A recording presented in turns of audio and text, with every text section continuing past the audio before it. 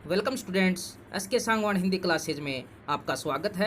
Latest Hindi video के लिए channel को सब्सक्राइब करें और बेल आइकन दबाएं। प्रिय विद्यार्थियों, मैं संदीप कुमार, हिंदी प्राध्यापक, आज आपके सामने आपकी पाठ्य पुस्तक क्षितिज भाग 2 के पद्य खंड से तुलसीदास द्वारा कृत राम लक्ष्मण परशुराम संवाद काव्य लेकर प्रस्तुत हूँ। सबसे पहले हम तुलसीदास जी का जीवन परिचय पढ़ेंगे। शुरू करते हैं। तुलसीदास का जन्म उत्तर प्रदेश के बांदा जिले के राजापुर गांव में सन 1532 में हुआ था। कुछ विद्वान उनका जन्म स्थान सोरो जिला एटा भी मानते हैं। तुलसी का बचपन बहुत संघर्षपूर्ण रहा। जीवन के प्रारंभिक वर्षों में ही माता पिता से उनका विछोह हो गया। विछोह का मतलब अलगाव हो गया। कहा जाता है कि गुरु कृपा से उन्हें राम भक्ति का मार्ग मिला। वे मानव मूल्यों के उपासक कवि थे। राम भक्ति परंपरा में तुलसी अतुलनीय है। रामचरितमानस कवि की अनन्य राम भक्ति और उनके सृजनात्मक कौशल का मनोरम उदाहरण है। उनके राम मानवीय मर्यादाओं और आदर्शों के प्रतीक हैं, जिनके माध्यम से तुलसी ने नीति, स्नेह, शील, विनय, त्याग जैसे उदात्त आदर्शों को प्रतिष्ठित किया। रामचरितमानस उत्तरी भारत की जनता के बीच बहुत लोकप्रिय है। मानस के अलावा कवितावली, गीतावली, दोहावली, कृष्ण गीतावली, विनय पत्रिका आदि उनकी प्रमुख रचनाएं हैं। अवधी और ब्रज दोनों भाषाओं पर उनका समान अधिकार है। सन 1623 में काशी में उनका देहावसान हुआ।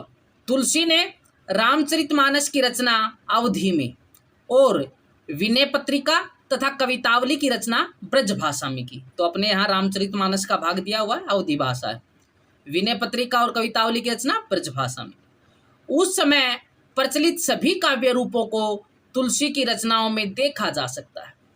रामचरितमानस का मुख्य छंद चौपाई है तथा बीच बीच में दोहे, सोरठे, हरिगीतिका तथा अन्य छंद पिरोए गए हैं। विनय पत्रिका की रचना गेय पदों में हुई है। कवितावली में सवैया और कवित छंद की छटा देखी जा सकती है। उनकी रचनाओं में प्रबंध और मुक्तक दोनों प्रकार के काव्यों का उत्कृष्ट रूप है। शब्द संपदा में शब्दार्थ देखें। भंजन निहारा, भंग करने वाला, तोड़ने वाला। रिसाई, क्रोध करना। रिपु, शत्रु। बिलगाऊ, अलग होना। अवमाने, अपमान करना। लरिकाई, बचपन में। परशु, फरसा, कुल्हाड़ी की तरह का एक शस्त्र। यही परशुराम का प्रमुख शस्त्र था। कोही, क्रोधी। महिदेव, ब्राह्मण। बिलोक, देखकर। अर्भक, बच्चा। महाभट्ट, महान योद्धा। मही, धरती। कुठारू, कुल्हाड़ा।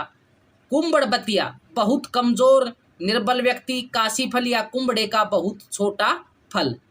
तर्जनी, अंगूठे के पास की उंगली। कुलिस, कठोर। सैरोस, क्रोध सहित। कौशिक, विश्वामित्र। भानुवंश, सूर्यवंश। निरंकुश, जिस पर किसी का दबाव न हो, मनमानी करने वाला। असंकु, शंका रहित। घालकू, नाश करने वाला।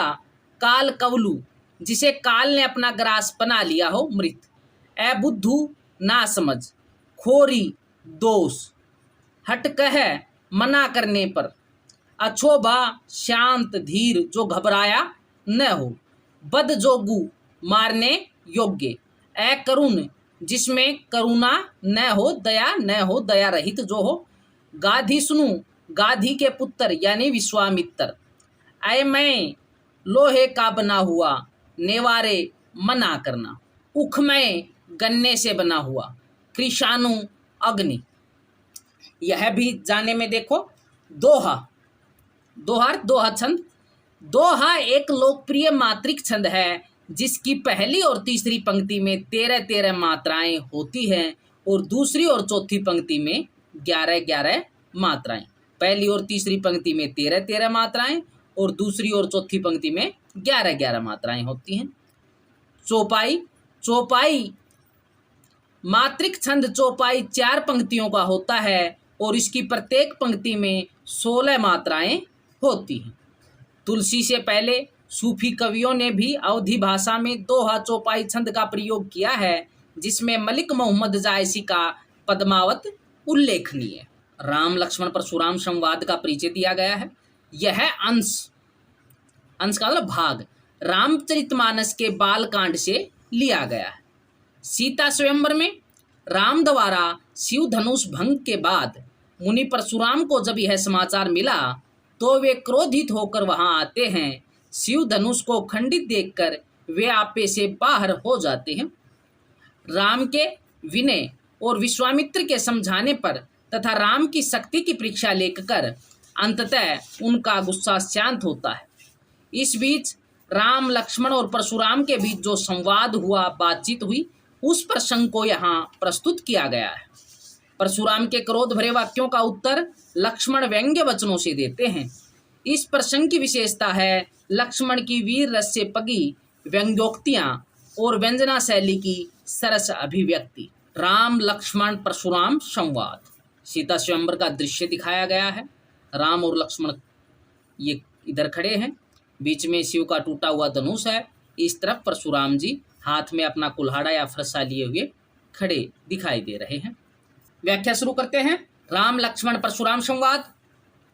नाथ शंभु धनु भंजनी हारा, होई केऊ एक दास तुम्हारा, आयसु का कहिए किन मोही, सुनी रिसाई बोले मुनि कोही, सेवकू सो जो करे सेवकाई, अरि करनी करी करिए लड़ाई, सुनु राम जेहि शिव धनु तोरा, सहस बाहु समसो रिपु मोरा, सो बिलगाऊ बिहाई समाजा, न तय मारे जेहि सब राजा।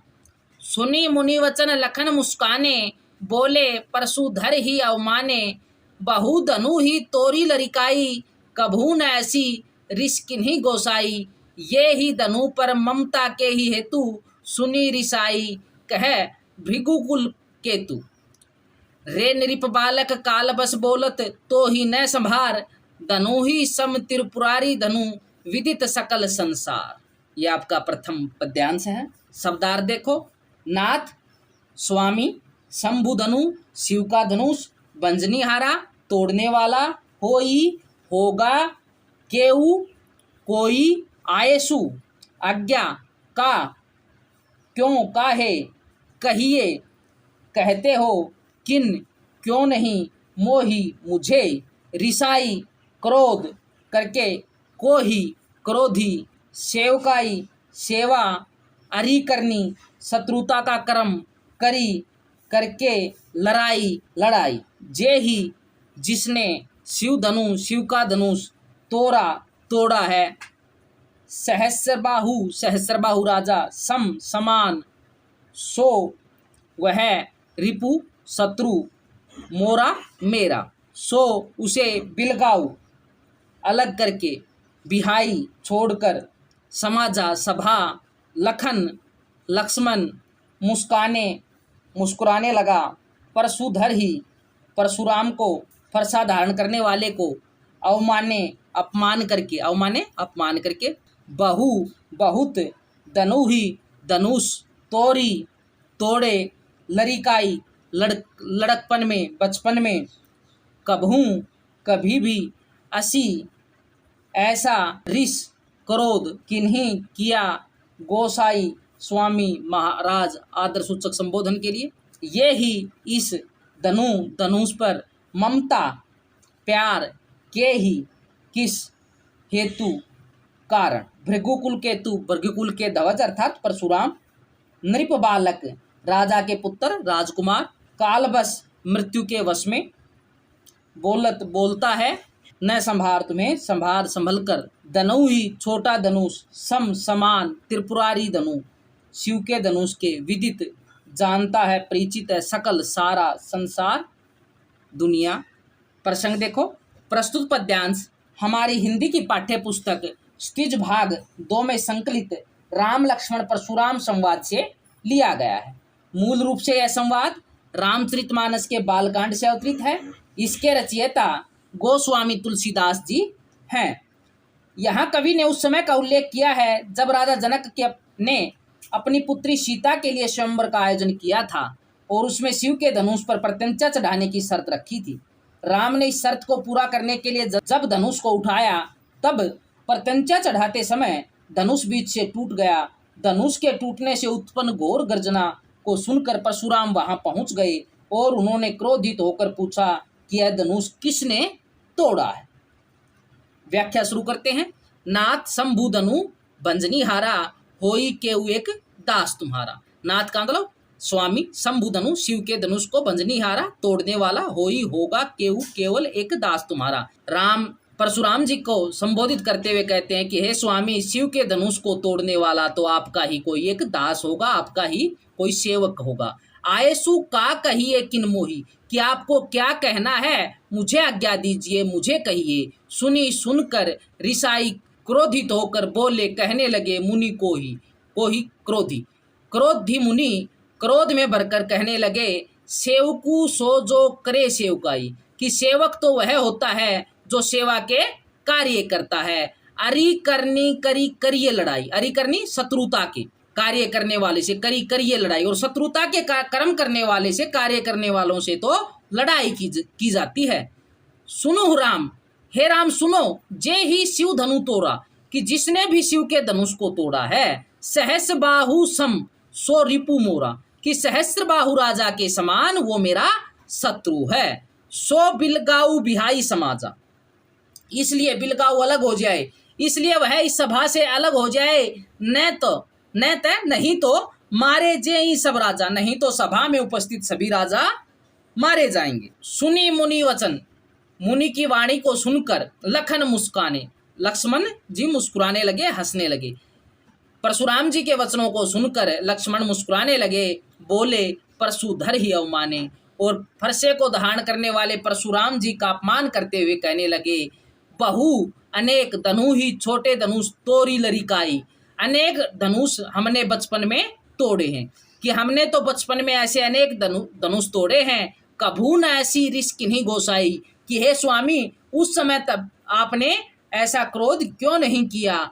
ये ही धनु किसी धनुष पर ममता के ही हेतु, किस कारण से, किसी धनुष से आपको इतना प्रेम किस कारण से है। सुनी ऋषाई कहे भृगुकुल केतु, और सुनकर क्रोध में भरकर भृगुकुल के ध्वज अर्थात परशुराम जी कहने लगे, रे नृप बालक, अरे राजा के पुत्र, काल बस बोल, तुम मृत्यु के वश में होकर बोल रहे हो तो ही न संभार, कि तुम्हें अपनी संभार नहीं, तुम्हें ये नहीं पता कि तुम क्या कह रहे हो, तुम तो काल के वश में, मृत्यु के वश में होकर बोल रहे हो।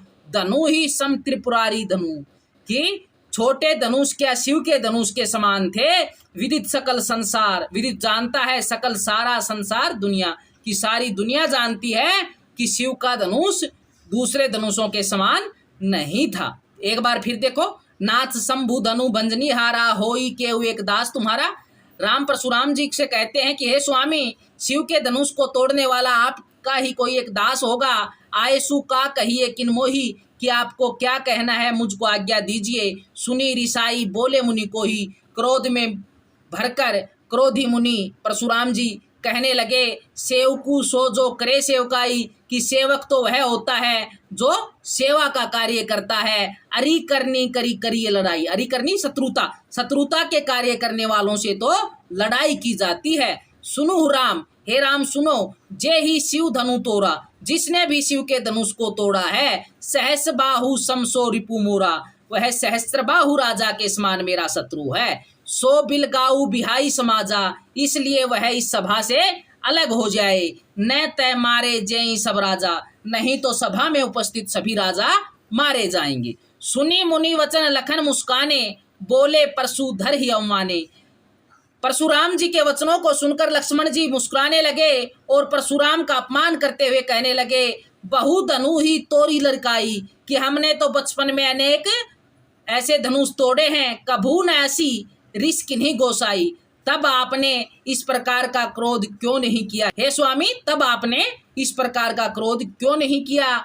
ये ही धनु पर ममता के ही हेतु, आपको इसी धनुष से इतना प्रेम किस कारण से है। सुनी ऋषाई, सुनकर ऋषाई क्रोध में भरकर कहे भृगुकुल केतु, भृगुकुल के ध्वज अर्थात परशुराम जी क्रोध में भरकर कहने लगे, रे नृप बालक काल बस बोलत, अरे राजा के पुत्र तुम मृत्यु के वश में होकर बोल रहे हो, तो ही न संभार कि तुम क्या कह रहे हो, तुम्हें पता नहीं, तुम तो मृत्यु के वश में हो। धनु ही सम त्रिपुरारी धनु विदित सकल संसार, कि सारा संसार जानता है कि शिव के धनुष के समान दूसरे धनुष नहीं, अर्थात तुम्हारे द्वारा तोड़े गए धनुष इस शिव के धनुष के समान नहीं थे, ये बात सारा संसार जानता है।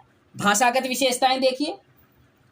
भाषा साहित्यिक अवधि भाषा है, प्रसाद और ओजगुण का प्रयोग किया गया है, तत्सम तद्भाव शब्दावली है, वीर रस का परिपाक हुआ है, दोहा और चौपाई छंद का प्रयोग हुआ है, वर्णनात्मक संवाद और व्यंग्यात्मक शैली का प्रयोग हुआ है। अलंकार देखिए, का कहिए किन कै वर्ण की आवर्ती के कारण अनुप्रास अलंकार है, सेव कुशो सैवर्ण की आवर्ती के कारण अनुप्रास अलंकार है, करी करिए कै वर्ण की आवर्ती के कारण अनुप्रास अलंकार है, सहस्र बाहु समसो रिपु मोरा, यहाँ सहस्र बाहु के समान शत्रु से तुलना की गई है और सम आया है, इस कारण से उपमा अलंकार है। बिलगाऊ बिहाई वर्ण की आवर्ती के कारण अनुप्रास अलंकार है। सुनि मुनि वचन लखन मुस्काने नय वर्ण की आवर्ती के कारण अनुप्रास अलंकार है। बहु धनु ही है वर्ण के आवर्ती के कारण अनुप्रास अलंकार है। असी ऋष सवर्ण की आवर्ती के कारण अनुप्रास अलंकार है। धनु ही सम त्रिपुरारी धनु, यहाँ पर उपमा अलंकार है। इस प्रकार आपके प्रथम पद्यांश की व्याख्या समाप्त होती है। शेष पद्यांश की व्याख्या हम अगले वीडियो में करेंगे। धन्यवाद।